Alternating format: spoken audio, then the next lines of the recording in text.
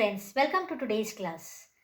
As you all know कि हम class 10th का पीरियोडिक क्लासिफिकेशन ऑफ एलिमेंट्स पढ़ रहे हैं और मेंडलीव पीरियोडिक टेबल हम पढ़ चुके हैं और फाइनल डेस्टिनेशन पर हम आ गए हैं मॉडर्न पीरियोडिक टेबल पर। मॉडर्न पीरियोडिक टेबल जो है ये मेंडलीव के टेबल से डिफरेंट कैसे है? क्या हुआ कि मेंडलीव तो आप जानते ही हैं कि मेंडलीव ने एलिमेंट्स को increasing order of atomic masses में अरेंज किया, है ना। और सबसे बड़ी जो उसकी ये एक अचीवमेंट थी वो ये थी कि जो एलिमेंट्स डिस्कवर भी नहीं हुए थे उन्होंने उसके बारे में भी प्रेडिक्शन कर दिया था, ठीक है। लेकिन 1930 में क्या हुआ, एक इंग्लिश फिजिसिस्ट थे हेनरी मोजले।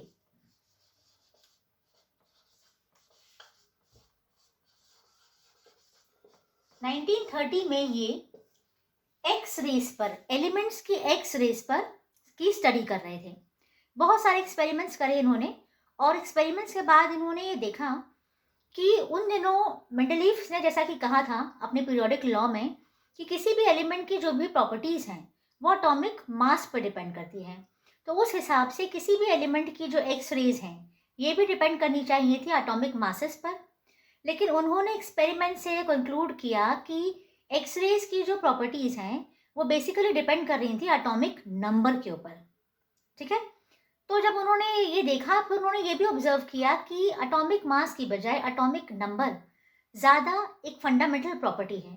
उन्होंने देखा कि एलिमेंट्स की जो प्रॉपर्टीज़ हैं वो एटॉमिक मास पर नहीं बल्कि एटॉमिक नंबर पर डिपेंड करती हैं। तो ऐसा बोलते ही, ऐसा समझते ही समझ लीजिए कि पहले की जो पूरी चीज़ें थी वो पूरी जो है वो अपसाइड डाउन हो गई। तो इन्होंने क्या करा, पीरियोडिक टेबल में सारे एलिमेंट्स को atomic number, increasing atomic number के हिसाब से अरेंज किया, ठीक है। और इन्होंने अपना पीरियोडिक लॉ दिया उस वक्त, ठीक। इन्होंने जो लॉ दिया उसका नाम हो गया modern periodic law. And the law states that, क्या कहता है लॉ? लॉ कहता है properties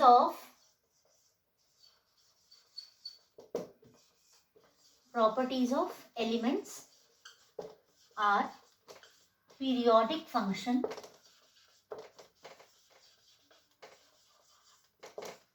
of their atomic numbers, ठीक है। Now the point is what is atomic number? Atomic number क्या है? क्या एटॉमिक नंबर किसी भी एलिमेंट को ऐसे ही असाइन कर सकते हैं? ऐसे ही कोई एक नंबर दे दिया है क्या? Is atomic number a number which is randomly assign to any element? नहीं, एटॉमिक नंबर हर एलिमेंट का फिक्स होता है। क्यों? Because atomic number is the number of protons present in the atom of that element. किसी भी element के atom में जितने प्रोटॉन्स होंगे वो उसका एटॉमिक नंबर होगा। अगर इसके पास एक प्रोटॉन है तो एटॉमिक नंबर 1 होगा। अगर इसके पास 2 प्रोटॉन है तो एटॉमिक नंबर 2 होगा। अगर इसके पास 3 प्रोटॉन्स हैं तो एटॉमिक नंबर 3 होगा, ठीक है। और कोई नंबर, और एटॉमिक नंबर कभी चेंज भी नहीं होगा। एटॉमिक नंबर एक बार असाइन कर दिया तो वो हमेशा वैसा ही रहेगा, ठीक है। Similarly atomic number 4, 5, 6, 7, 8 and so on, ठीक है। तो इस तरह से क्या हुआ, जब इन्होंने देखा कि periodicity of elements depends on their atomic numbers and not atomic masses, ऐसा जब इन्होंने कंक्लूड किया तो इससे बहुत सारी प्रॉब्लम्स सॉल्व हो गई। कैसे प्रॉब्लम सॉल्व हो गई? इससे सबसे बड़ी प्रॉब्लम जो सॉल्व हुई वो ये थी कि एलिमेंट्स को टेबल में प्रॉपरली अपनी जगह पर रखना जो है वो बहुत प्रिसाइज हो गया, बहुत इजी हो गया। और जो नए एलिमेंट्स डिस्कवर होने वाले थे उनको भी टेबल में एक प्रॉपर पोजीशन जो है वो मिल गई, एक प्रॉपर पोजीशन देना आसान हो गया। क्यों? पहले मेंडलीव ने कहा था कि जो नए एलिमेंट्स आएंगे उनको हम कहाँ प्लेस करेंगे ये भी मुश्किल था, और उनकी केमिकल प्रॉपर्टीज या फिजिकल प्रॉपर्टीज को हम कैसे प्रेडिक्ट करेंगे, क्योंकि एटॉमिक मासेस रेगुलरली नहीं बढ़ता है ना। आपने देखा है पहले वाली पीरियोडिक टेबल में एटॉमिक मास किसी का एलिमेंट का ज़्यादा है, किसी का कम है, सब बहुत सेग्रीगेटेड है, एक पर्टिकुलर ऑर्डर में नहीं बढ़ रहा है ना। अब क्योंकि एटॉमिक नंबर के बेसिस पे जब हमने एलिमेंट्स को रखा तो एटॉमिक नंबर तो एक एक बढ़ रहा है प्रॉपर हर स्टेप पे, है ना। तो अब नए एलिमेंट की प्रॉपर्टीज को प्रेडिक्ट करना भी आसान हो गया और उसको एक पर्टिकुलर प्लेस देना भी आसान हो गया। सपोज कि ये कोई एक एलिमेंट है E1 और ये कोई एक एलिमेंट है E2, और सपोज कोई एक नया एलिमेंट डिस्कवर हुआ Q, ठीक है, और इसका एटॉमिक नंबर सपोज 110 है और सपोज इसका 112 है और इसका जो नया मिला है उसका 111 है, तो बहुत ही आसानी से इसको इसके बीच में प्लेस कर दिया जाएगा, है ना। तो ये एक सबसे बड़ी प्रॉब्लम जो है वो सॉल्व हुई। इसके अलावा जब इस तरह से जो पीरियोडिक टेबल बनी, अब उसका नाम हो गया मॉडर्न पीरियोडिक टेबल, ठीक है। और ये जो पीरियोडिक लॉ हुआ इसका नाम हुआ मॉडर्न पीरियोडिक लॉ, ठीक है। पहले वाला क्या था? Mendeleev periodic table and Mendeleev periodic law. अब इस टेबल का नाम हो गया मॉडर्न पीरियोडिक टेबल और लॉ का नाम होगा मॉडर्न पीरियोडिक लॉ, ठीक है। अब जब हेनरी मोज़ले ने, एक बात और, हेनरी मोज़ले के अलावा और भी बहुत सारे केमिस्ट और फिजिसिस्ट इनके साथ ग्रुप में काम कर रहे थे, तो पूरा जो मेन श्रेय है वो हेनरी मोज़ले को जाता है, पर इनके साथ साथ नील बोहर का भी इसमें बहुत बड़ा कंट्रीब्यूशन है, और भी कुछ रोजर करके एक थे, उनका भी इसके अंदर काफ़ी वो है, कंट्रीब्यूशन है। तो इन सबका जॉइंट कंट्रीब्यूशन है। कभी कभी तो इस पीरियोडिक टेबल को नील बोहर की पीरियोडिक टेबल भी कहा जाता है, ठीक है। तो जब एलिमेंट्स को increasing order of atomic numbers में अरेंज किया गया, तो मेंडलीव पीरियोडिक टेबल के जो बाकी लिमिटेशंस थे वो भी सॉल्व हो गए। पहली लिमिटेशन ध्यान करो, पहली लिमिटेशन है हाइड्रोजन एटम की, हाइड्रोजन की प्लेस की पोजीशन, कि हाइड्रोजन को कहाँ रखना चाहिए, फर्स्ट ग्रुप में अल्कली मेटल्स के साथ या फिर हेलोजेंस के साथ, है ना। तो एक ये पोजीशन, एक ये प्रॉब्लम था, ये भी सॉल्व हुआ, क्योंकि हाइड्रोजन को एक ऐसी पोजीशन दी गई मॉडर्न पीरियोडिक टेबल में जो टेबल के बिल्कुल एक साइड में रखा हुआ है, वो ना तो वो टेबल के अंदर आप बोल सकते हैं और ना ही उसको टेबल के एकदम बाहर बोल सकते हैं। तो एक प्रॉब्लम ये सॉल्व हुई। दूसरी प्रॉब्लम थी आइसोटोप्स की पोजीशन। मेंडलीव की पीरियोडिक टेबल में आइसोटोप्स को जगह नहीं मिली थी। आइसोटोप्स क्या है ये हम पढ़ चुके हैं, एक ही एलिमेंट के अलग अलग एटम्स, ऐसे दो एलिमेंट्स जिनका एटॉमिक नंबर सेम है पर एटॉमिक मास डिफरेंट है। फॉर एग्जांपल हाइड्रोजन है, इसी का दूसरा है ड्यूटेरियम, दूसरा है ट्रिटियम, ठीक है।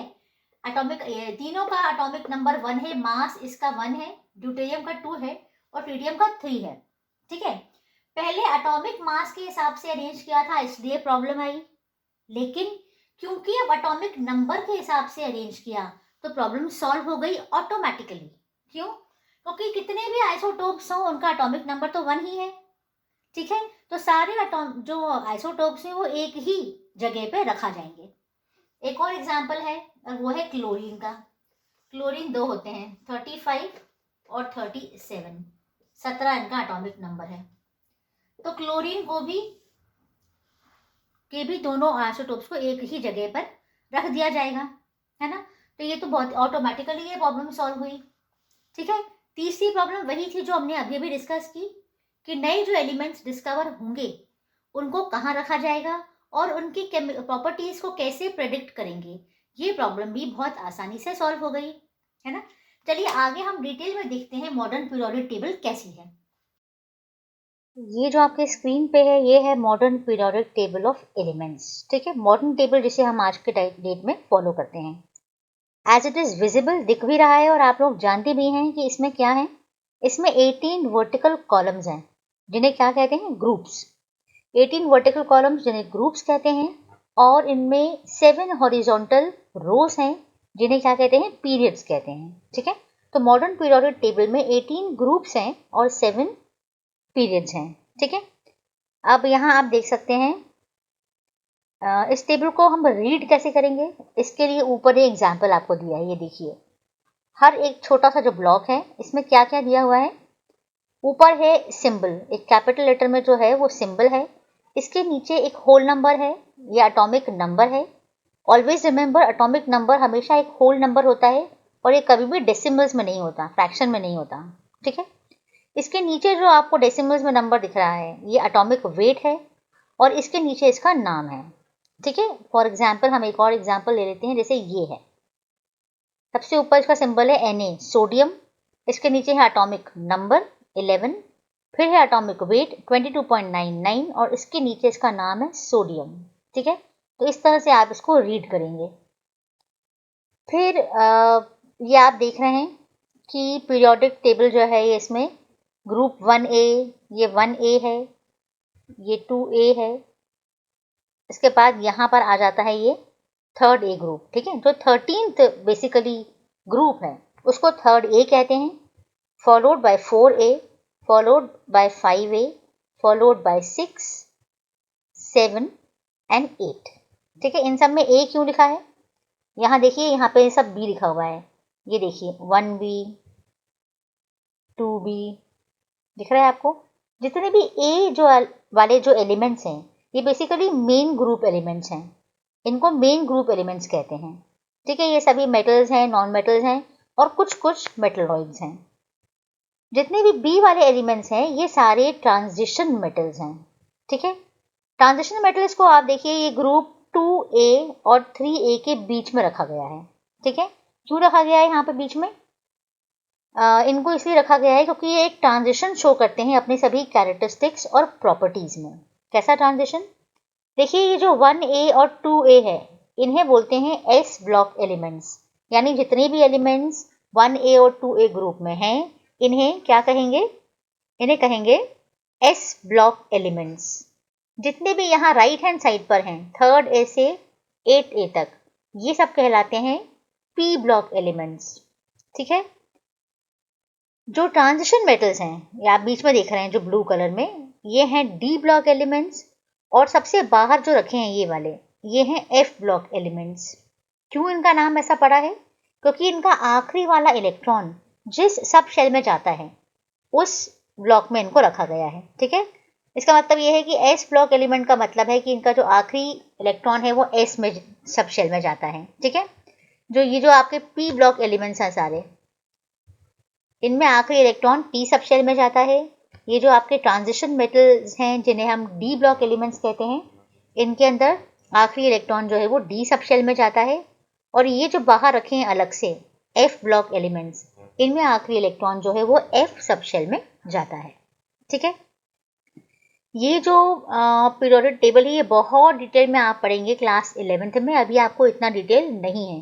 बेसिकली आपको सिर्फ 20th जो एलिमेंट है ना कैल्शियम, सिर्फ वहीं तक के बारे में आपको है। ठीक है, चलिए, और इसके बाद हम प्रॉपर्ली देखते हैं कि इसको बनाया कैसे गया टेबल को। चलिए, यहाँ पर देखते हैं हम इसको, थोड़ा सा हम देखते हैं कि कैसे इसको अरेंज किया गया है। देखिए, ये है आपके ग्रुप 1 और ग्रुप 2। ठीक है, कुछ ग्रुप के एलिमेंट्स को स्पेशल नाम भी दिया गया है, जैसे कि ये जो आपका 1A जो ग्रुप है ना, ये है आपका hydrogen, lithium, sodium, potassium, rubidium, caesium, francium. इनको कहते हैं अल्कली मेटल्स, ये लिखा है इनका नाम, अल्कली मेटल्स कहते हैं ग्रुप 1A के एलिमेंट्स को।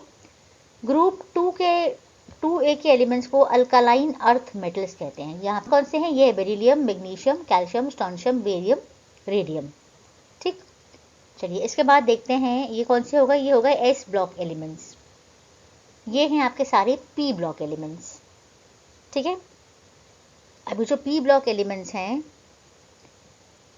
ये जो आप एक ये देख रहे हैं ना, एक ट्रांजिशन बना हुआ है, ये देखिए, ये एक तरह से, ये क्यों बना हुआ है?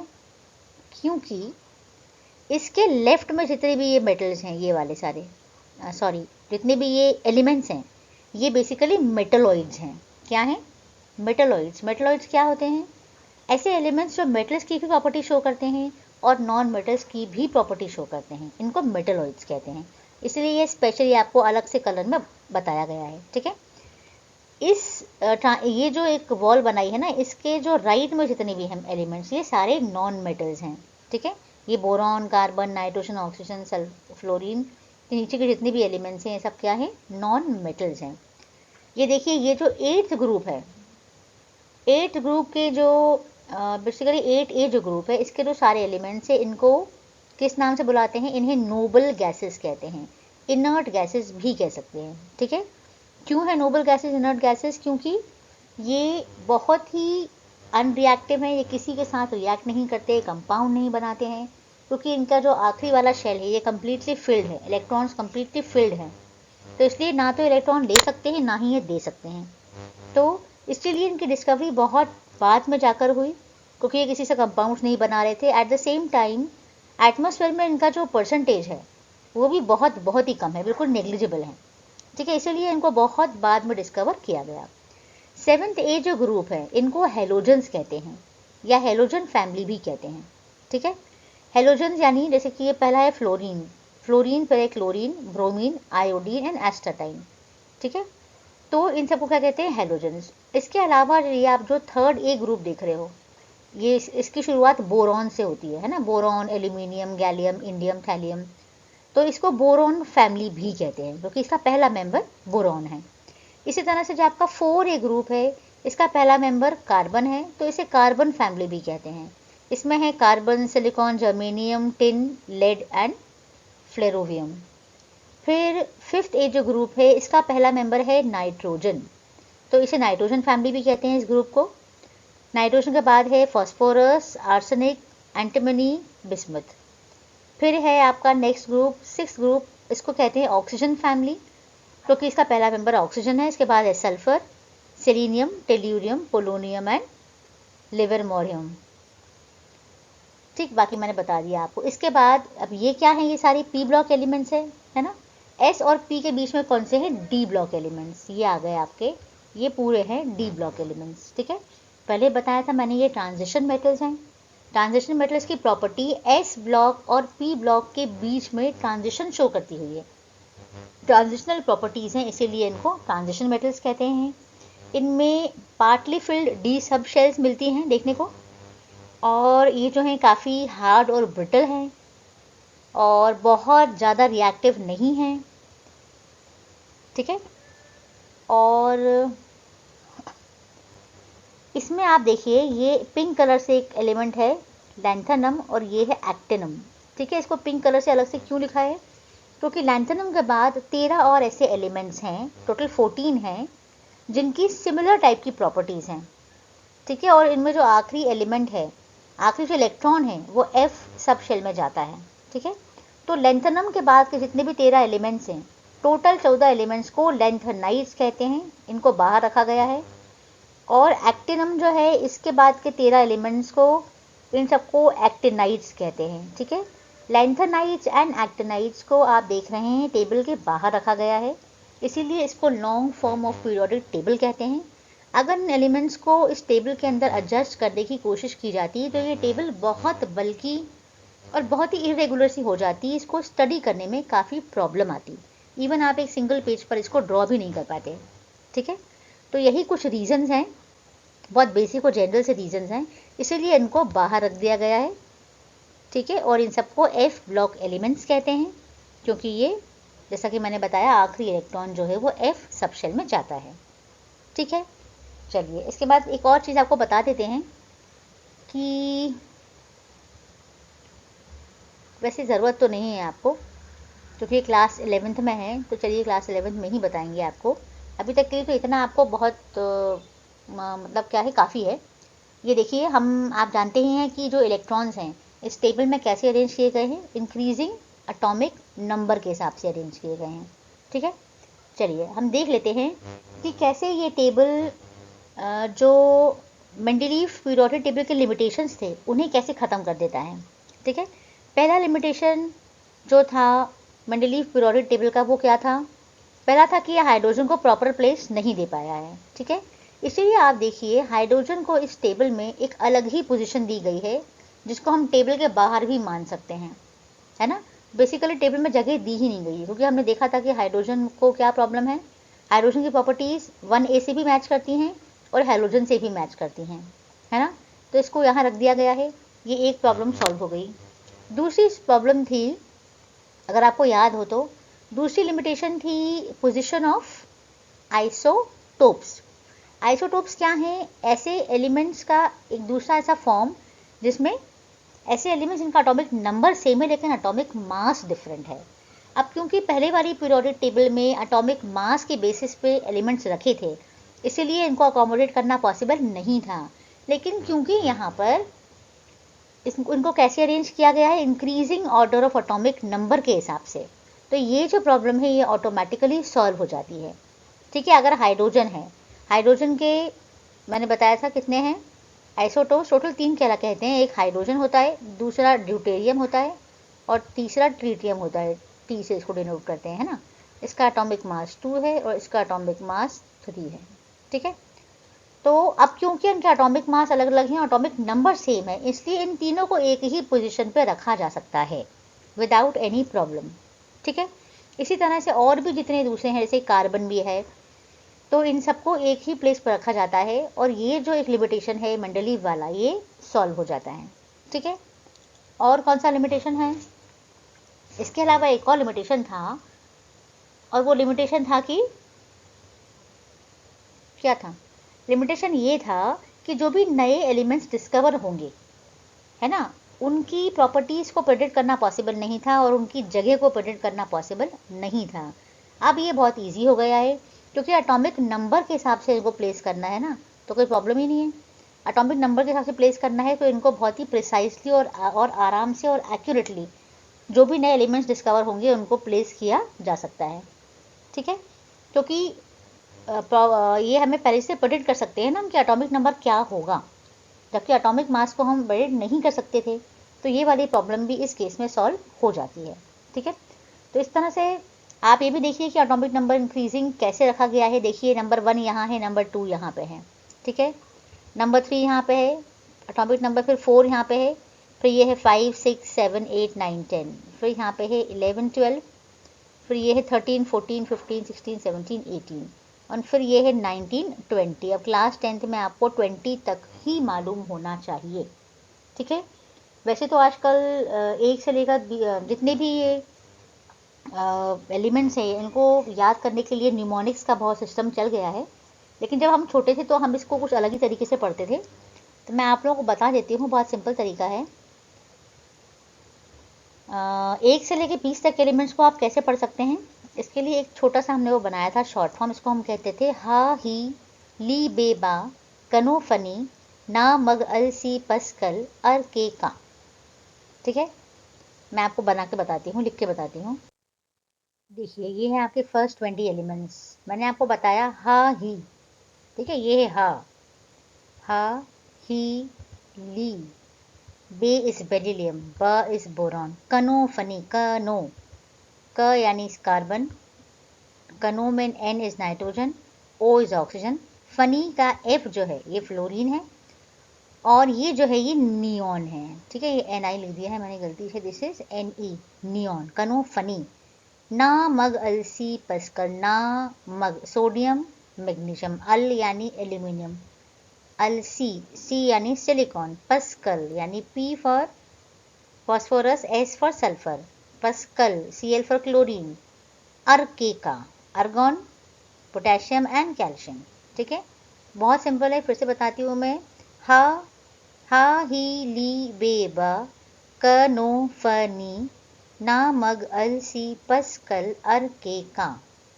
इसको जब आप लर्न कर लेंगे ना तो ये बहुत ही इजीली आपको लगेगा, और बहुत इजीली आप ये 120 जो पहले 20 एलिमेंट्स हैं उनका आप एटॉमिक इनका जो नाम है और इनके जो सिंबल्स है वो आप याद कर सकते हो बहुत ईजीली। ठीक है, वंस मोर, ह ही ली बे बा क नो फनी ना मग अल सी पस कल अर के का। हा ही ली बेबा कनोफनी ना मग अल सी पस कल अर के का। इस तरह से हम उस टाइम याद किया करते थे, तब ये न्यूमोनिक्स वगैरह नहीं चलते थे। ठीक है, तो ये इस तरह से मैंने क्लास 10th में तब लर्न किया था। चलिए, तो आई होप कि आपको मॉडर्न पीरियोडिक टेबल पूरी अच्छे से समझ में आ गई है। That is all. इससे ज़्यादा डिटेल में आपको क्लास 10th में पढ़ने की ज़रूरत नहीं है, मैंने ऑलरेडी आपको काफ़ी डिटेल में बता दिया है। ठीक है, इससे डिटेल में एक एक एलिमेंट आपको याद करने की ज़रूरत नहीं है, ना ही सारे ग्रुप्स लर्न करने की ज़रूरत है, वो आपको क्लास 11th में करना है। ठीक है, तो see you in the next class, until then good bye and all the best for your board exams. Bye bye.